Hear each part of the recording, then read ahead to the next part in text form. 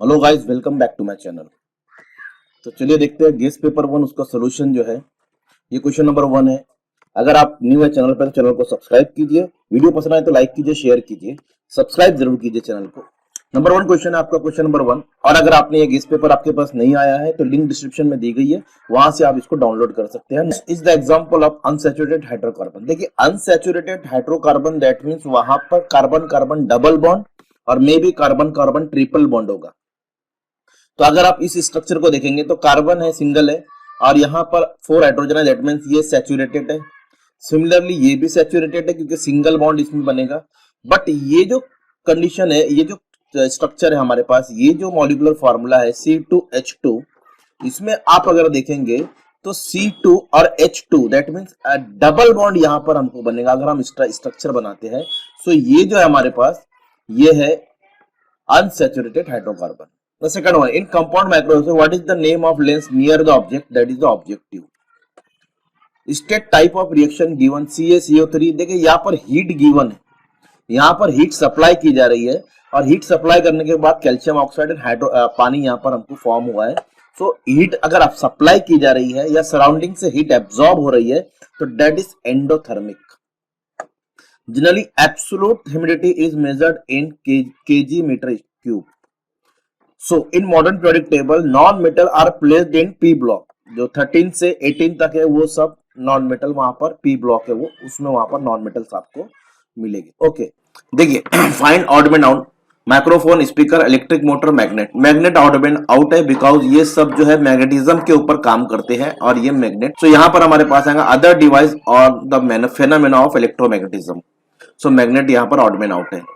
अब ये फार्मूला था हमारे पास, right the chemical formula of butanoic. So answer is CH3 CH2 CH2 COOH। Acetic acid का यहाँ पर आपको एसिटिल्डिहाइड यहाँ पर आपको ऐड करना है, तो ये उसका केमिकल फार्मूला या आप इसको स्ट्रक्चर फार्मूला बोल सकते हैं।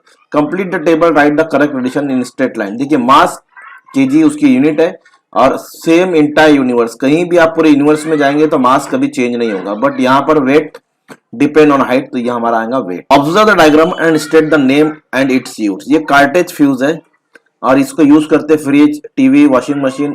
इसमें ए is a cartridge type fuse which is fitted with costly appliances like refrigerator, AC, TV, etc. What is the unit of power of lens P? So इसकी यूनिट जो है वो डियोप्टर है।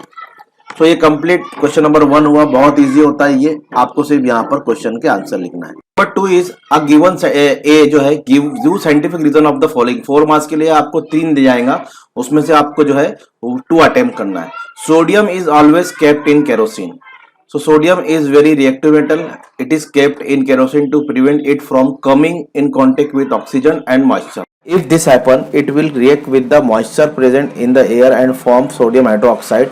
और ये burn हो जाएगा, बहुत जल्दी जलने लगेगा। This is a strongly exothermic reaction and lot of heat is generated. तो कोई हादसा भी हो सकता है कोई, तो इसलिए इसको जो है केरोसिन में रखा जाता है। ये हो गया आपका 2 मार्क्स यहाँ पर आपको मिल जाएंगे। Tungsten metal is used in electric bulb. So tungsten is a strong metal with the high melting point of 3380 degree Celsius. When the bulb glow a large amount of heat produce and its temperature is also very high, so the tungsten is used which can resist the huge amount of heat and high temperature. So ये emit हो जाता है, light emit करता है और इसका melting point जो है ग्रुप हैव सेम वैलेंसी। तो फर्स्ट पॉइंट हम लिखेंगे यहाँ पर, valency is the number of electron donated, accepted और shared by a atom of an element so the to complete octet in the outermost orbit. ये valency की हमारी definition हो गई, ये लिखना कंपलसरी है। Valency is dependent upon the number of valence electron present in the outermost shell of an atom called valence electron। जो outermost shell में जो इलेक्ट्रॉन होते हैं हम उसको वैलेंस इलेक्ट्रॉन बोलते हैं, उसी के ऊपर वैलेंसी डिपेंड होती है। Element in the same group have same number of valence electron. Same group में जितने भी एटम्स हैं, जितने भी एलिमेंट्स है सबकी वैलेंसी सेम होगी, hence the element in the same group have the same valency. Okay, तो ये कंप्लीट आंसर हो गया। यहाँ पर आपको 2 अटेम्प्ट करना है 3 में से। क्वेश्चन नंबर 3 देखते हैं हम लोग। क्वेश्चन नंबर 2 का बी देखते हैं। Answer the following question any 4। 8 marks के लिए है यहाँ पर। State Newton's law of gravitation, right it's mathematical form. देखिए लॉ लिखेंगे आप 1 मार्क्स और इसका मैथमेटिकल फॉर्म लिखेंगे वहां 1 मार्क्स। सो लॉ लिखते हैं हम लोग, the universal law of gravitation is very every object in the universe attract any other object with the force which is directly proportional to the product of their masses and inversely proportional to the square distance between their centers। Okay चलिए इसको मैं थोड़ा सा elaborate कर देता हूं figure के जरिए बता के, मतलब इसको लिखने मैथमेटिकल फॉर्म के जरिए। let m1 and m2 are the masses of two objects। Suppose two object है, यहाँ एक ऑब्जेक्ट रखा हुआ है, यहाँ एक ऑब्जेक्ट है, और उनके सेंटर का डिस्टेंस वाट एवर इट में भी जो भी होगा। अब ये दोनों कहीं पर भी है पूरे यूनिवर्स में, दो ऑब्जेक्ट एक दूसरे को अट्रैक्ट करते हैं, ये न्यूटन्स लॉ ऑफ ग्रेविटेशन है। अब अट्रैक्ट करते हैं तो बट क्या जो फोर्स लगेगा is directly proportional to the product of their masses. अब दो बॉडी है, दो ऑब्जेक्ट है, तो उनके मास डिफरेंट हो सकते हैं, सेम हो सकते हैं, उनका प्रोडक्ट जो है वो फोर्स से डायरेक्टली प्रोपोर्शनल होगा, और उनके सेंटर के जो डिस्टेंस है उनके सेंटर का उससे इनवर्सली प्रोपोर्शनल होगा। That is the law of gravitational, Newton's law of gravitation. तो m1 m2 दो masses of two objects, the distance between their center be d, the gravitational attraction between two objects be given by F varies m1 upon m2। देखिए F force is directly proportional to product of mass and inversely proportional to square of their distance। Okay so R भी ले सकते हो, D भी ले सकते हो। सो यहाँ पर मैंने R लिया है, आप इसकी प्लेस पे D भी रख सकते हो। सो यहाँ पर अगर वैरीज हटाते हैं तो कांस्टेंट रखेगा, अगर आप वैरीज हटाते हैं तो यहाँ कांस्टेंट लगेगा G is the universal constant. So simple आपको ये मैथमेटिकल फॉर्म लिखना है, इसके 1 मार्क्स हो जाएगी। नाउ नेक्स्ट क्वेश्चन देखते हैं हम लोग, question number 2, role of anomalous behavior of water in the preserving aquatic life in region of cold climate। so इसका आंसर हम लिखते हैं, the behavior of water between its temperature from 0 to 4 degree is called the anomalous behavior of water। anomalous behavior of water की definition हमको यहाँ पर लिखना है, डेफिनेशन लिखना कंपलसरी है। अब इसके बारे में हमको लिखना है कि कैसे कोल्ड रीजन में, कोल्ड क्लाइमेट में जो है वो aquatic life, that means fishes वगैरह जो है वो लाइफ रहते हैं। So in winter as the temperature of the atmosphere goes down due to which the water of the surface also cool down।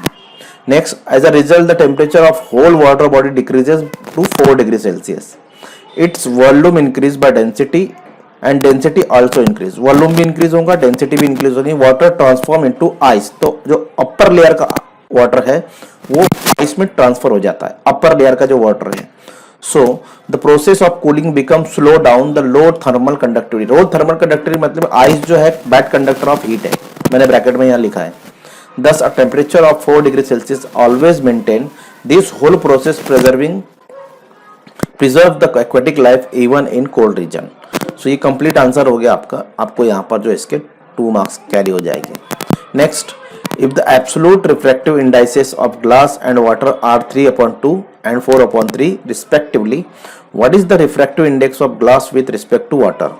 सो अब इसको सॉल्व करना है, बहुत इजी क्वेश्चन है, 2 मार्क्स। तो refractive of index of glass and water given है, तो उसको लिख लेते हैं हम यहाँ पर। So refractive index of glass and refractive index of water is 4/3।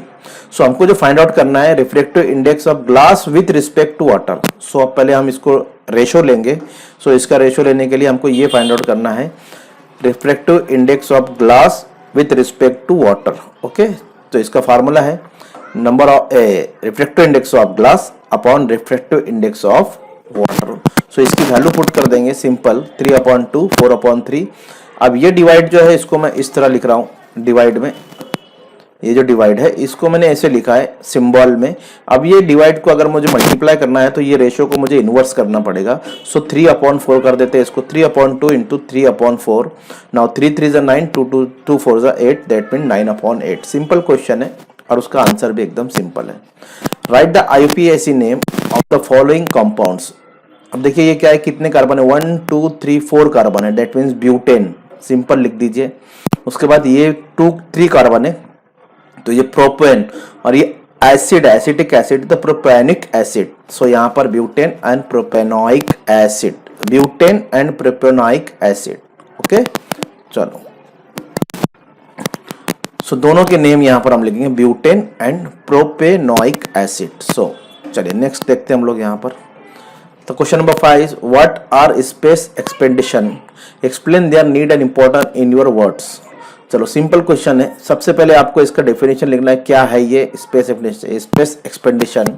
So study mission planned for establishing artificial satellite in the earth orbit, using it for research or for the benefit of life, or sending spacecraft to the various components of the solar system or outside।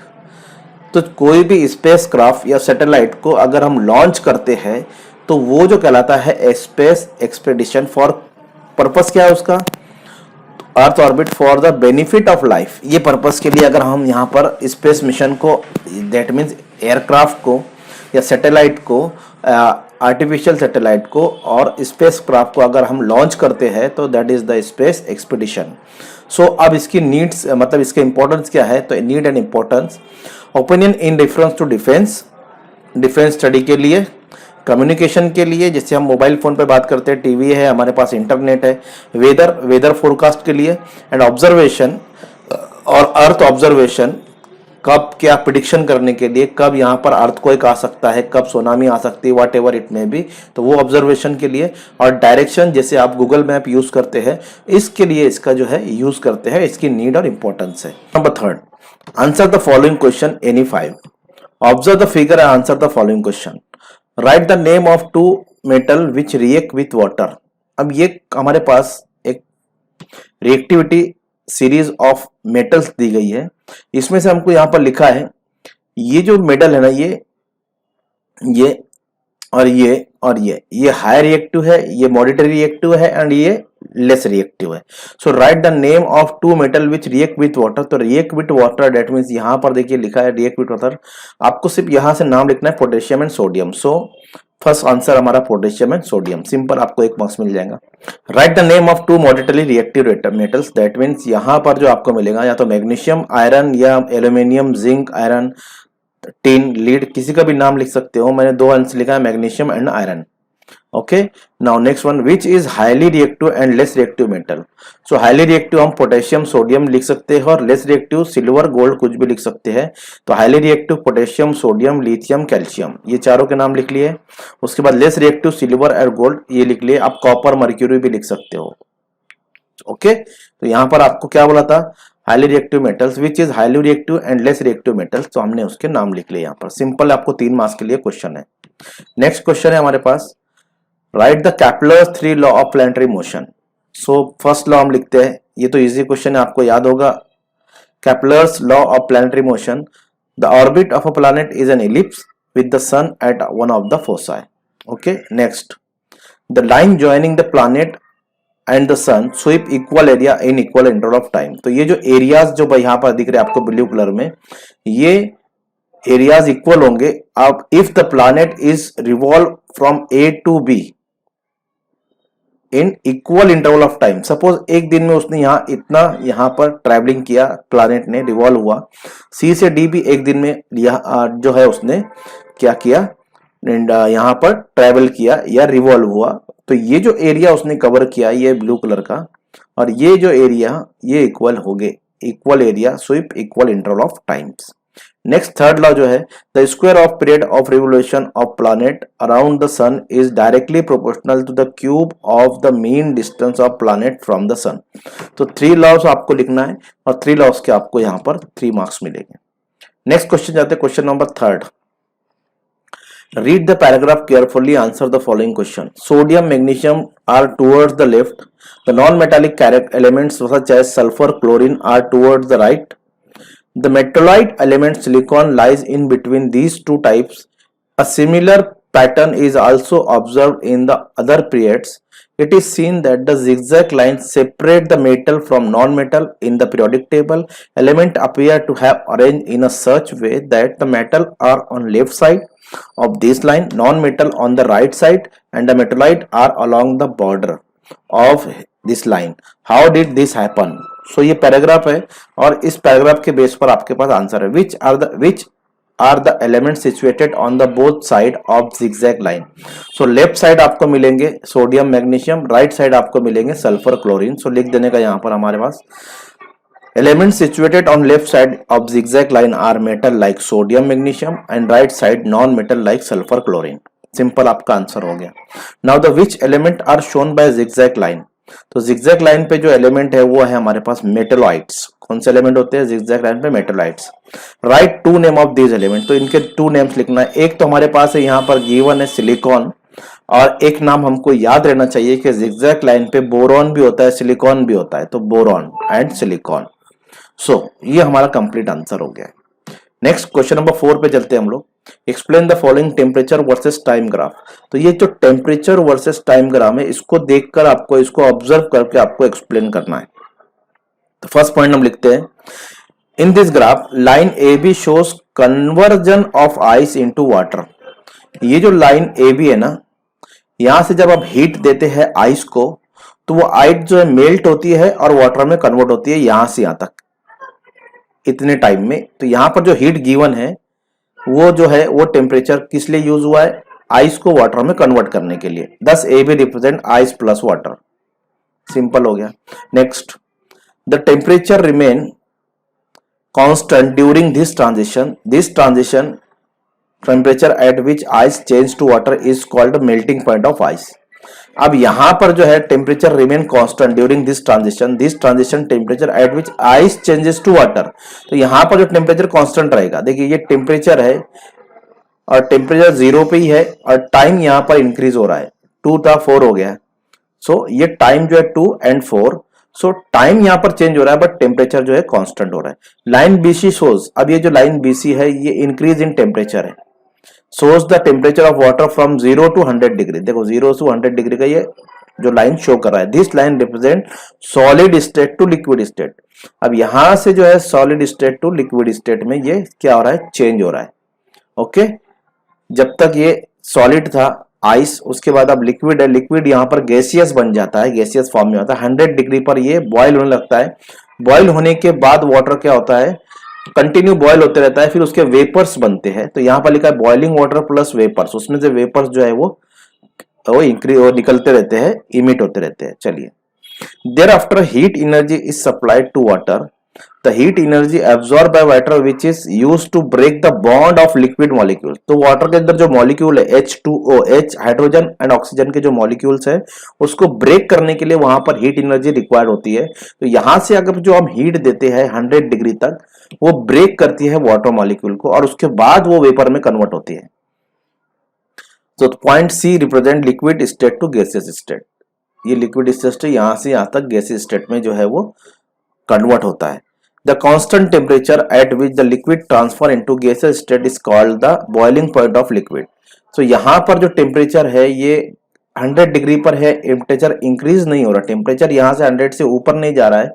सो ये जो constant temperature है ये boiling point of liquid है. सो यहाँ पर ये answer complete होता है आपका. इतने पॉइंट आपको यहाँ पर लिखना है. तो ये 3 मार्क्स का क्वेश्चन था. नाउ क्वेश्चन नंबर 5 देखते हैं. What is mean by satellite launch vehicle? Which spacecraft is launch nowadays by ISRO? From which year this mission was started? So answer लिखेंगे.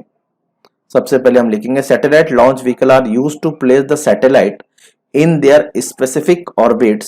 The function of this vehicle is based on the Newton's third law of motion. Newton's third law क्या है? Every action is Newton's third law क्या है? Every action is opposite and equal reaction. अगर आप ball को अगर आप एक वॉल पे मारेंगे, दीवार पे मारेंगे, तो वो रिटर्न होकर आपके पास आएगी. Every action has equal and opposite reaction. So यहां पर भी यही न्यूटन्स थर्ड लॉ यूज होता है सैटेलाइट लॉन्च व्हीकल में. जैसे ही आप उसको नीचे से देंगे तो जो सैटेलाइट है वो ऊपर की तरफ जो है वो जंप करेगा. सो ये हो गया satellite launch vehicle. Which spacecraft is launch on a day by ISRO? अब देखिए ये थोड़ा सा करंट का क्वेश्चन है, तो यहाँ पर आपको लिखना है Chandrayaan 2. The spacecraft was launched by ISRO was Chandrayaan 2. From which year this mission was started? So year यहाँ पर जुलाई 22, 2019. सो ये आपके जनरल नॉलेज पे भी डिपेंड है, आपको जनरल नॉलेज कितनी है. चंद्रयान 2 जो है अभी लास्ट में जो है हमारे यहाँ लॉन्च किया गया था इसरो के through. Right the merits of Mendeleev's periodic table. तो ये सिंपल क्वेश्चन है. The give proper place in the periodic table in accordance with property atomic masses of some element were revised. Mendeleev kept vacant place in the product table, उसने prediction किया था कि some elements will be invented और some element will be discovered, और उसके बाद उसने उनका नाम रखा था, एक का एल्यूमिनियम, एक का बोरॉन, एक का सिलिकॉन। सो ये प्रॉपर्टी आप, ये जो पॉइंट्स आपको यहाँ लिखना है। There was no place reserve for noble gases in Mendeleev's original product table, उसने नोबल गैसेस के लिए कोई प्लेस नहीं रखा था, बाद में फिर जीरो ग्रुप उसने क्रिएट किया है। When noble gas such as helium, neon, argon were discovered, Mendeleev created zero group without disturbing the original periodic table and in which the noble gases were fitted very well. So ये उसके merits है, उसकी जो है अच्छी बातें हैं, खूबियां हैं। ओके, नेक्स्ट देखते हैं हम लोग यहाँ पर। Observe the diagram and state the rule image obtain by the convex lens. So ये तीन डायग्राम आपके पास दिख रही है और ये तीनों डायग्राम में हमको जो है यहाँ पर इसके रूल्स लिखना है। तो अब देखिए यहाँ पर जो इंसिडेंट रे है ये पैरेलल टू प्रिंसिपल एक्सिस है, और फिर जब रिफ्लेक्शन ले जो है वो कहाँ है, फोकस से पास हो रही है। तो फर्स्ट रूल क्या होगा, when incident ray parallel to principal axis the reflected ray passes through the principal focus. So हो गया। सेकंड फिगर पे देखेंगे हम, when the incident rays passes through the principal focus the reflected rays parallel to principal axis। सो लिखेंगे हम, when the incident rays passes through the principal focus the reflected rays parallel to the principal axis। Simple. So यहां पर अगर आप optical centre से incident rays जाती है तो विदाउट एनी रिफ्लेक्शन वो सीधा सीधा निकल जाती है। So when the incident raise passes through the optical centre of lens it passes without changing its direction. तो तीन रूल्स यहाँ पर जो है कॉन्वेक्स लेंस के है, वो तीनों रूल्स आपको यहाँ पर इजीली फिगर देख के आप इजीली उसको लिख सकते हो, अपने वर्ड्स में भी लिख सकते हो। The electronic configuration of element A is 281 and that of B is 2882, then which element is more reactive? Write the reaction of both the element with dilute HCl। सो अब यहाँ पर ये एलिमेंट हमको पहचानना है, एलिमेंट ए कौन सा है, एलिमेंट बी कौन सा है। तो इसका इलेक्ट्रॉनिक कॉन्फ़िगरेशन किया है, अगर इसके हम सम करते हैं तो हमको यहाँ पर एटॉमिक नंबर मिल जाएगा। तो 281 दैट मीन्स 11 हो जाता है, 11 यानी सोडियम, और ये 20 हो जाता है, 20 दैट मीन्स कैल्शियम। तो हम यहाँ पर नाम लिखते हैं सबसे पहले, metal A is sodium and metal B is calcium. Now ये हो गया हमारे पास। अब which one is the more reactive? So the answer is metal A, that is sodium, is more reactive than calcium. Sodium metal reactive than calcium and it's even react with when kept open in the air. Even react when kept open in the air. इतना reactive है कि अगर इसको अगर हम open भी रखे air में तो ये जो है आग पकड़ लेता है, रिएक्शन देता है। सो नेक्स्ट देखते हैं हम, reaction with dilute HCl। Sodium react vigorously with dilute hydrochloric acid to form sodium chloride and hydrogen। so reaction देखेंगे हम यहाँ पर Na plus HCl 2NaCl plus H2। Simple. अब कैल्शियम का हाइड्रोजन HCl के साथ रिएक्शन देखेंगे, कैल्शियम रिएक्ट विकोलिस from to calcium chloride and hydrogen gas. So इसका रिएक्शन लिखेंगे। तो आपको रिएक्शन भी लिखना है और क्या फॉर्म हो रहा है वो भी लिखना है वर्ड में। सो आपको यहाँ पर आंसर के जो है वो इजीली जो है मिल जाएगी। नेक्स्ट क्वेश्चन नंबर 4 जो लास्ट क्वेश्चन है पेपर का वो देखते हैं। Answer the following question anyone, observe the diagram and answer the following question, name the machine that above diagram shows. So ये इलेक्ट्रिक मोटर है। On which rule current produce. So rule जो है left hand rule है, Fleming left hand rule के ऊपर ही current यहाँ पर प्रोड्यूस होती है। Write this law in your words. So Fleming left hand rule लिखना है हमको, the thumb and forefinger and central finger of the left hand is stretched in a such way these three fingers are mutually perpendicular to each other. If the forefinger indicate the direction of magnetic field, the central finger indicate the direction of the current, then thumb will indicate the direction of motion of conductor। so ये हो गया।